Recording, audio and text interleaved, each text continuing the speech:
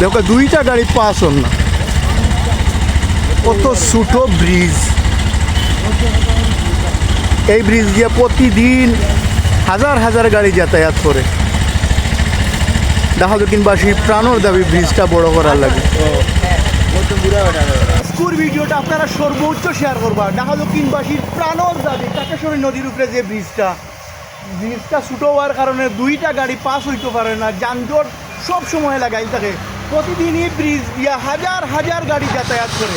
আমি ঊর্ধ্বতন কর্মকর্তার কাছে রিকোয়েস্ট করি, আর প্লিজ আমরা আরও ব্রিজটা বড় করার উদ্যোগ গ্রহণ করুক, খুব তাড়াতাড়ি এই ব্রিজটা আমরা দেখবা।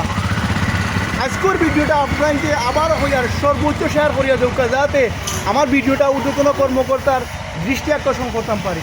আসসালামু আলাইকুম।